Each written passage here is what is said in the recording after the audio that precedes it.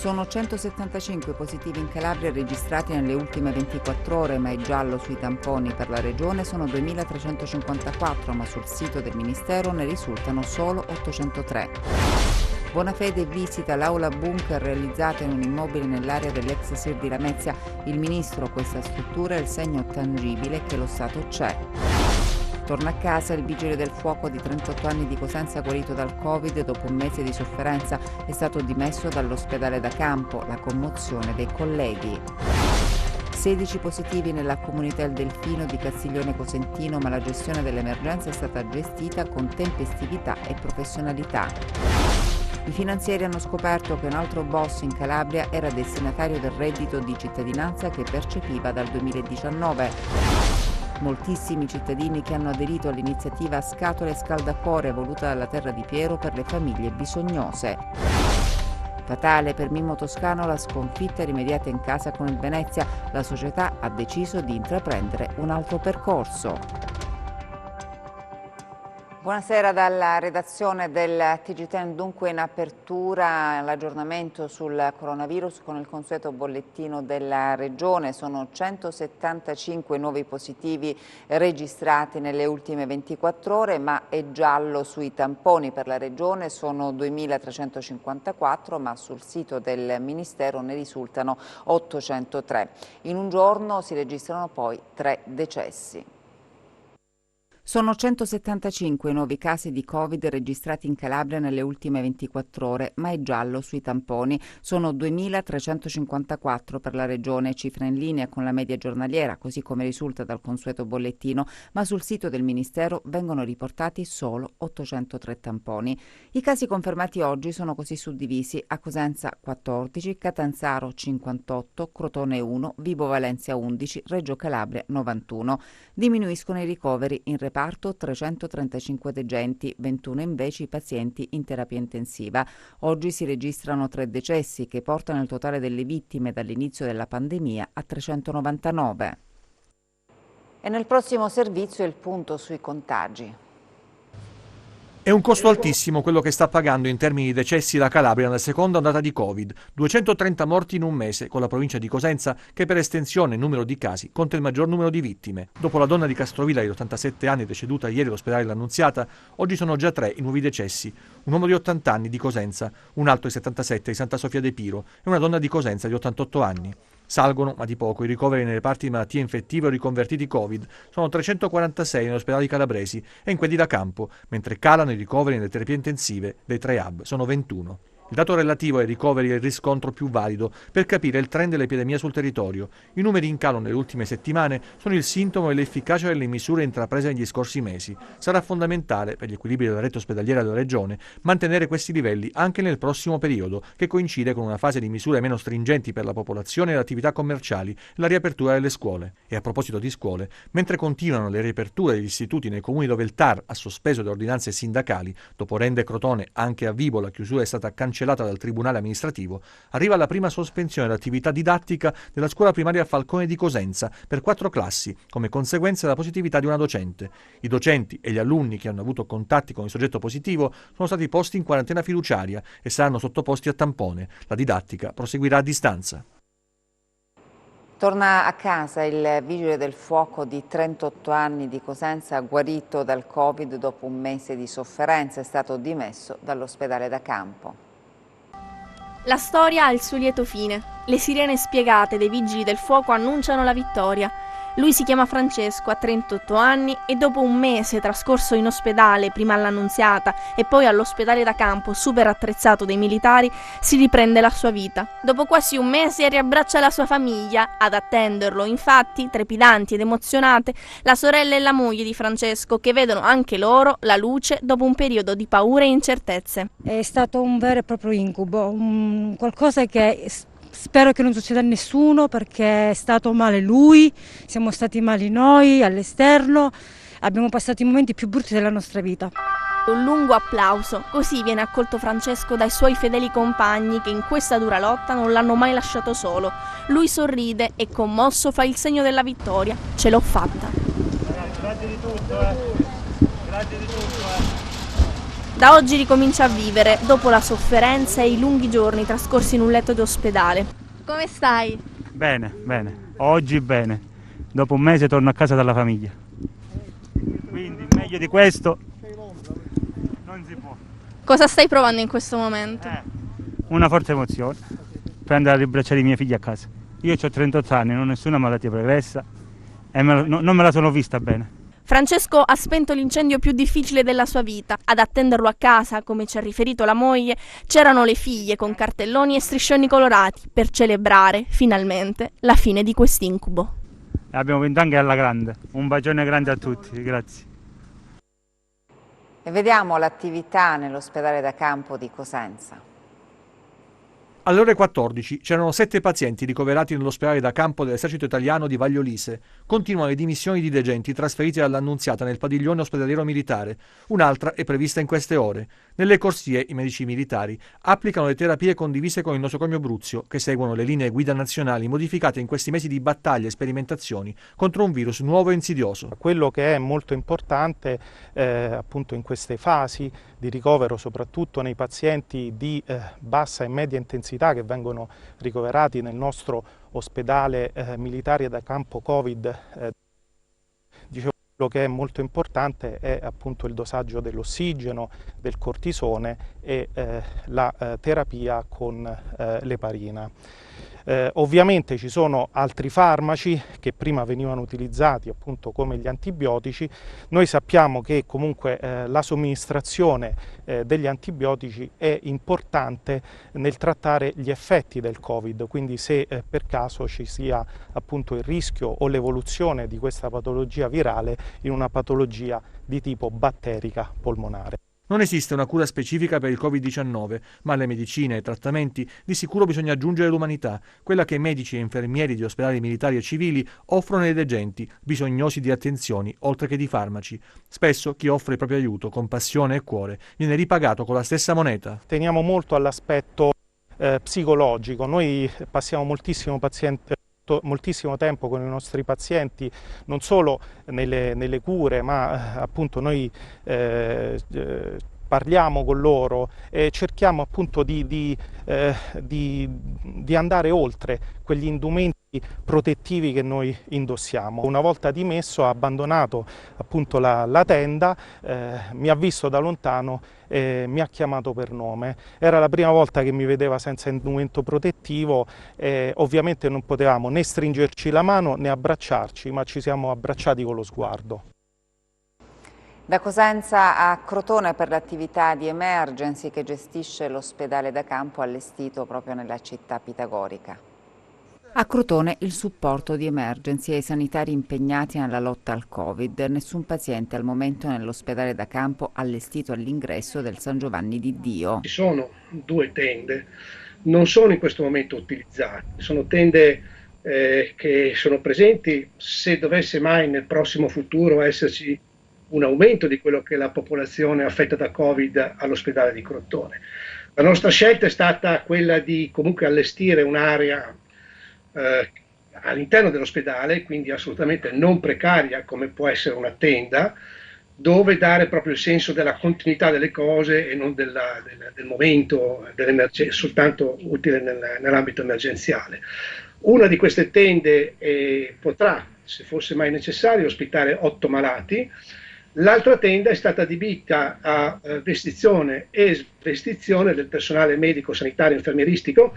Allora, diciamo che in questi primi 10 giorni in cui Emergency è in questo ospedale, in collaborazione con quella che è l'equipe ospedaliera dell'ospedale di Crotone, sono stati giorni di conoscenza, sono stati credo giorni di reciproco apprezzamento per come hanno lavorato finora i nostri colleghi in questo ospedale e di quello che è la nostra presenza, per come la possono interpretare questi nostri colleghi rispetto al supporto che Emergency con i suoi medici, i suoi infermieri può dare e di fatto sta dando a quello che è il quotidiano medico, il quotidiano infermieristico per questi malati affetti da polmonite da Covid.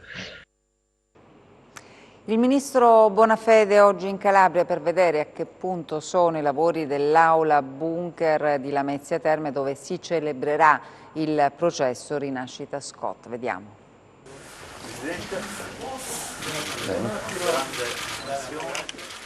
Ecco il momento esatto in cui lo Stato consegna simbolicamente le chiavi dell'aula bunker alla giustizia calabrese, un gesto simbolico e significativo per dire che nella nostra terra è forte la presenza dello Stato. È un momento in cui le istituzioni dimostrano che quando c'è la volontà di portare avanti un progetto e di realizzarlo, quel progetto viene realizzato non solo in tempi rapidi, ma permettetemi di dirlo anche in tempi difficili, perché in un periodo come quello che sta vivendo il nostro Paese, il fatto che la pubblica amministrazione abbia portato avanti un progetto come questo, così ambizioso, e lo abbia realizzato in tempi rapidi, è un segnale generale molto, molto importante. Il governo porta avanti la lotta contro le mafie senza tregua, ed è una lotta alle mafie che si porta avanti quotidianamente, e questa aula bunker è anche un segnale di presenza dello Stato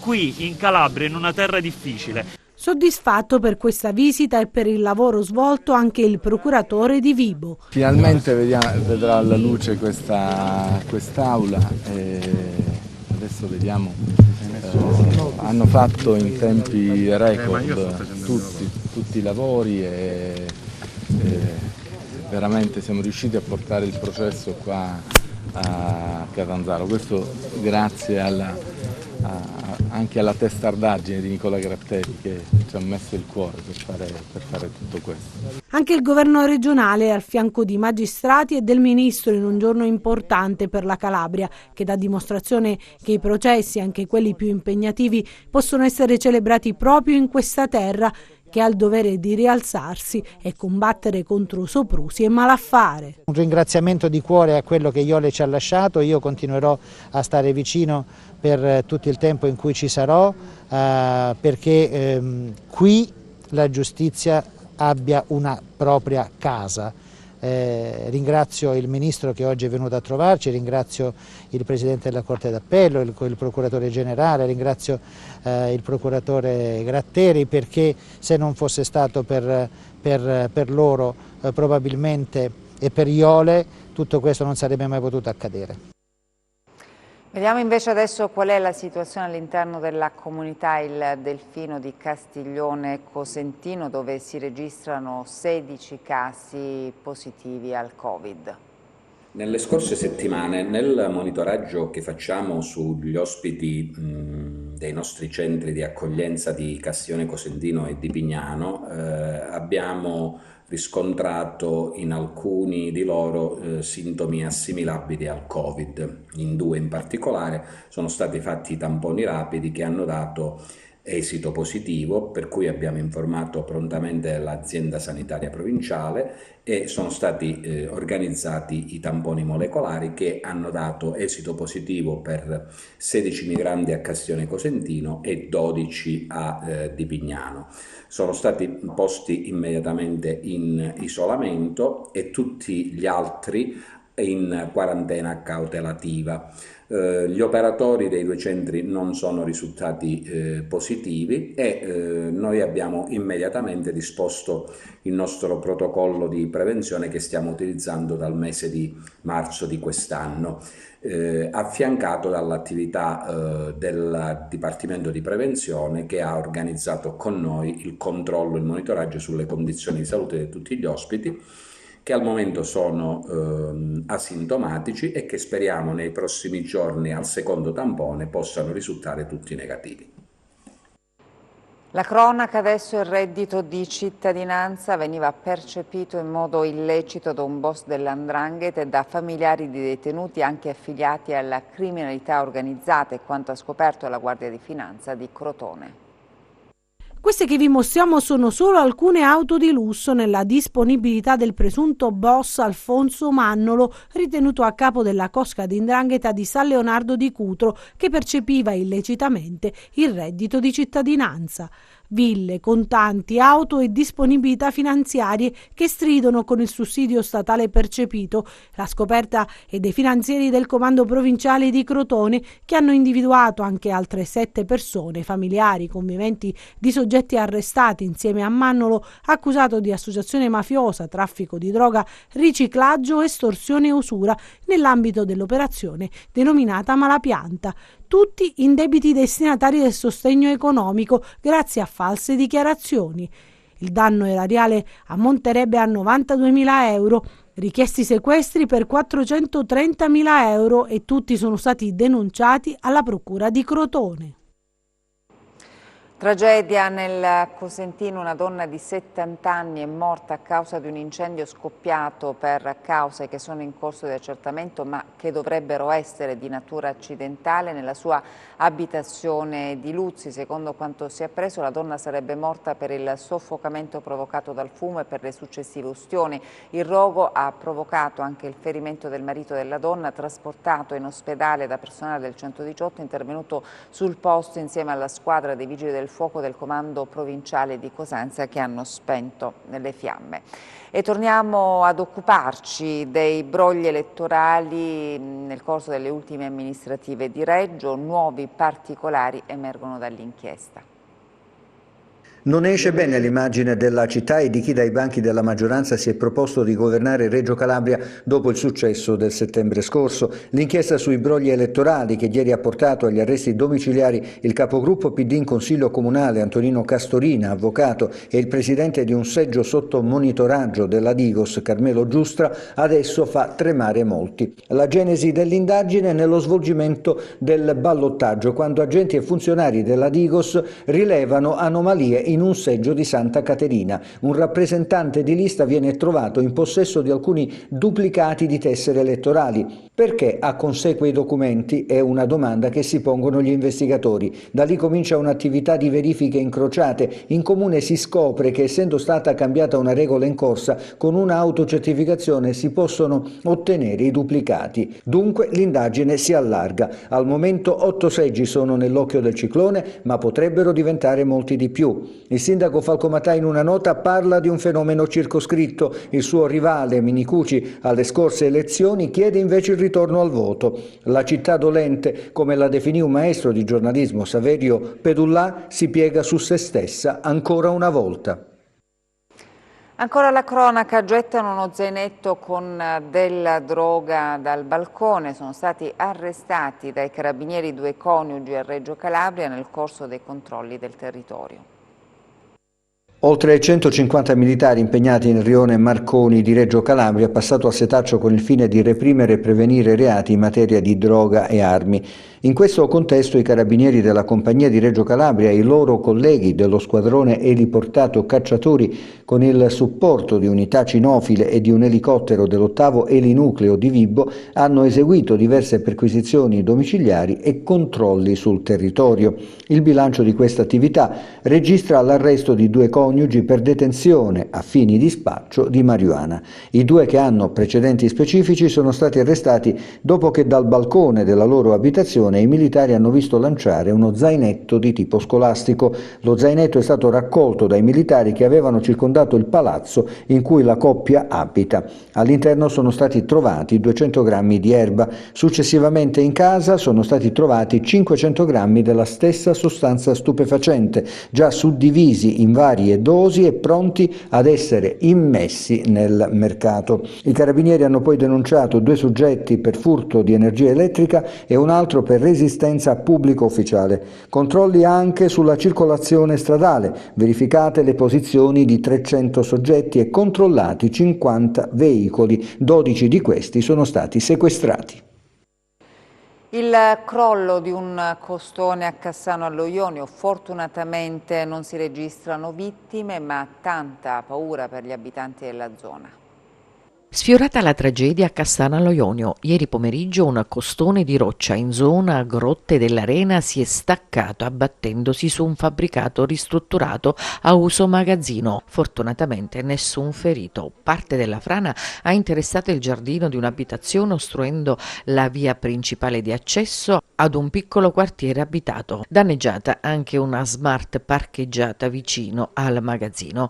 Evacuate in via precauzionale alcune abitazioni a ridosso del lato sinistro della montagna. Sul posto il sindaco Gianni Papasso con l'ingegnere responsabile dell'ufficio tecnico carabinieri e polizia locale per gli adempimenti di competenza e i vigili del fuoco del comando di Cosenza distaccamento di Castrovillari per la verifica dei luoghi e per prestare assistenza alle famiglie evacuate.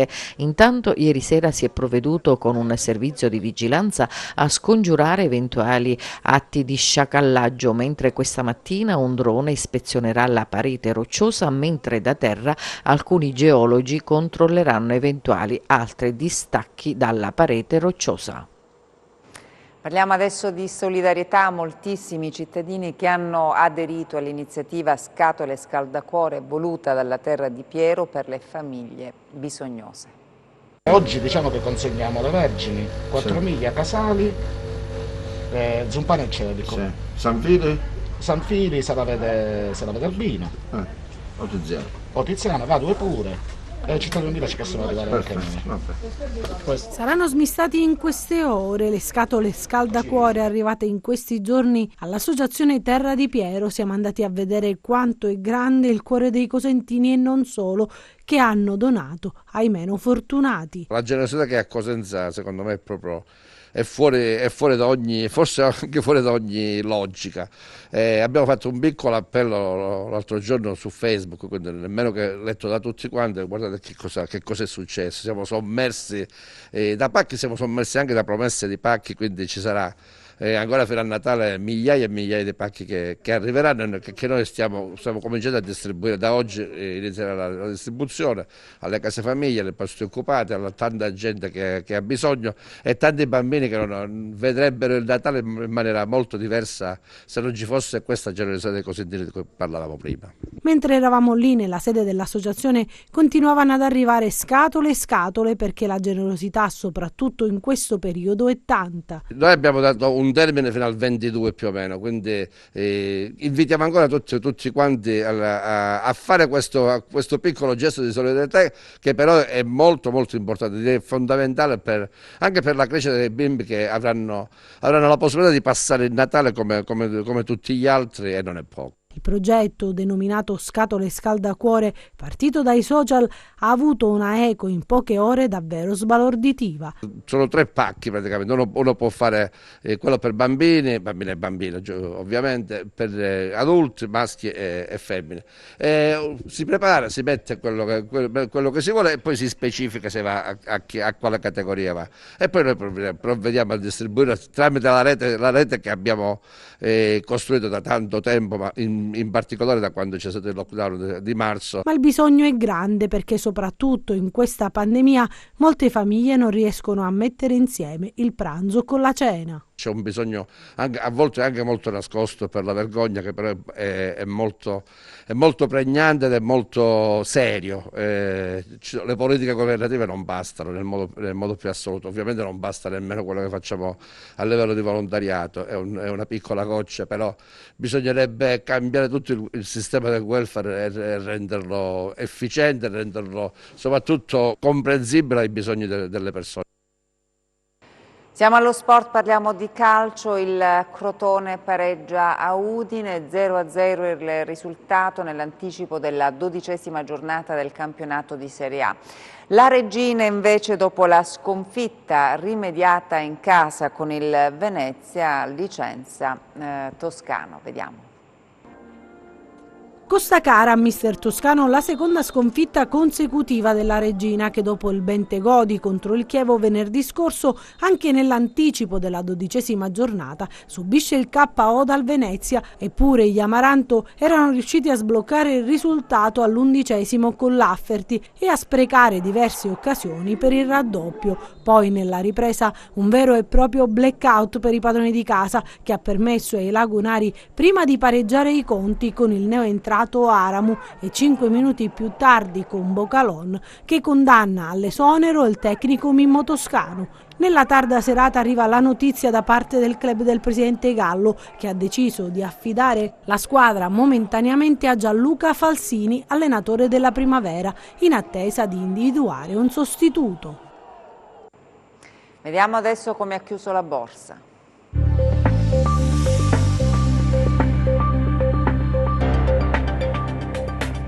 Seduta contrastata per le borse del vecchio continente. Sullo sfondo restano i timori per la continua diffusione del virus che sta spingendo sempre più paesi a nuovi lockdown. Preoccupa anche lo stallo sul nuovo piano di aiuti all'economia statunitense, oltre che le trattative fra UE e Regno Unito. Tra oggi e domani il focus si concentrerà prevalentemente sulla riunione della Fed, che dovrebbe fornire una nuova guidance sul piano di acquisto titoli, in linea con quanto annunciato la scorsa settimana dalla BCE. Negli USA la produzione industriale nel frattempo ha registrato a novembre un incremento dello 0,4%, brusca frenata invece dell'export in Italia, meno 8,4% su base annua a ottobre. In questo clima di incertezza il FTSE MIB di Milano termina in progresso dello 0,8%, bene anche il DAX di Francoforte a più 1,1%, poco mossi invece il CAC 40 di Parigi che è flat e l'Ibex 35 di Madrid che chiude a più 0,3%, mentre arretra il FTSE 100 di Londra a meno 0,3%. Oltreoceano avanzano il Dow Jones a più 0,5%, l'S&P 500 sempre a più 0,5% e il Nasdaq a più 0,4%. Sul Forex l'euro-dollaro è poco mosso a 1,215, mentre il dollaro-yen scivola a 103,7. Tra le materie prime viaggiano in rialzo le quotazioni del greggio, con il Brent a più 0,8% a 50,7 dollari e il VTI a più 1% a 47,5 dollari. Sull'obbligazionario il BTP Bund si attesta a 113 punti base, con il rendimento del decennale italiano allo 0,52%. Tornando a Piazza Affari, gli acquisti premiano soprattutto STM a più 4,25%, Mediobanca a più 3,3% e CNH a più 3,2%, mentre arretrano Recordati a meno 3% e A2A a meno 2,5%. Grazie e buon proseguimento di serata da Market Insight. Il meteo in chiusura.